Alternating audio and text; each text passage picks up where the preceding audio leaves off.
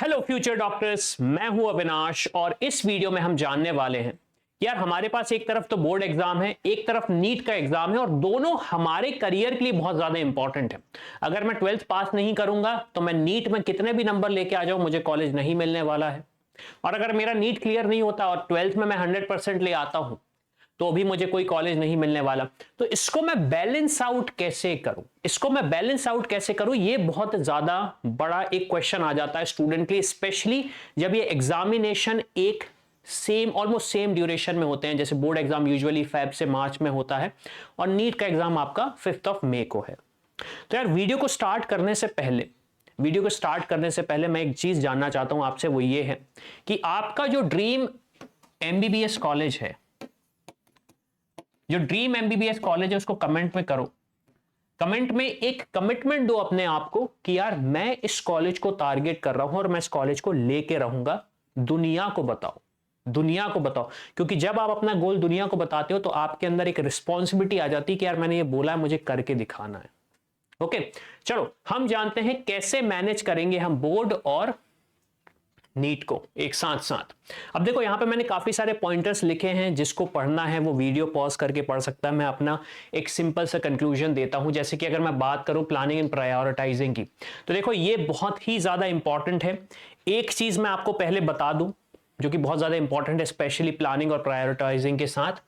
जो नीट का सिलेबस है वो है एनसीईआरटी। नीट का एग्जामिनेशन है एनसीईआरटी। अब अगर आप एक ऐसे बोर्ड से हो जहां पे एनसीईआरटी के अलावा कोई दूसरी बुक से पढ़ाया जाता है, तो आपको एक फोकस ये करना पड़ेगा कि आपको अपने बोर्ड की फिजिक्स, केमिस्ट्री और बायो पढ़नी पड़ेगी और नीट के लिए एनसीईआरटी पढ़नी पड़ेगी। अगर आप ऐसे बोर्ड से हो जहां पे NCERT is the main book, तो ऑब्वियस सी बात है आपको ज्यादा मेहनत नहीं करनी। जो आपके बोर्ड में है वही आपके नीट एग्जामिनेशन में आएगा। लेकिन थोड़ा सा डिफरेंस ये है कि जो 12th बोर्ड का सिलेबस है वो नीट के सिलेबस जैसा नहीं है। थोड़े से चेंजेस होंगे, तो हमें उस तरीके से प्रायोरिटाइज करना है।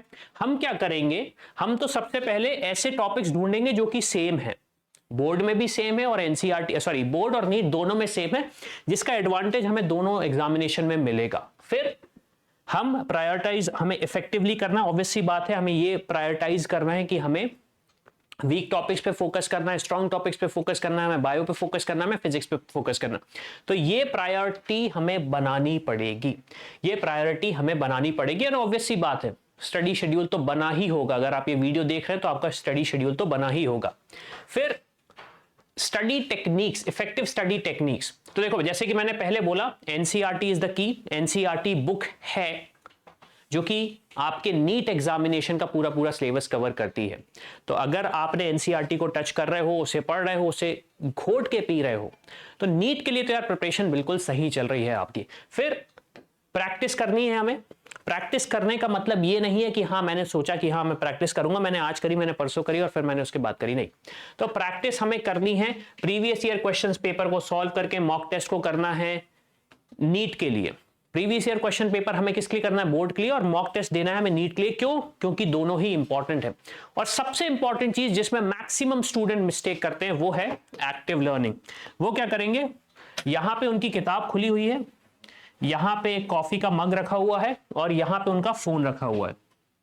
ऐसे नहीं कर पाओगे आप, ऐसे चीजें नहीं सीख पाओगे। तो प्लीज मेक श्योर कि यार जब पढ़ाई कर रहे हो तो पढ़ाई ही करो।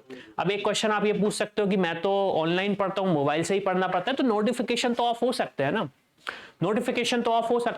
तो मेक श्योर कि जब हम लर्निंग कर रहे हैं तो हम एक्टिवली लर्न कर रहे हैं, पैसिवली लर्न नहीं कर रहे हैं।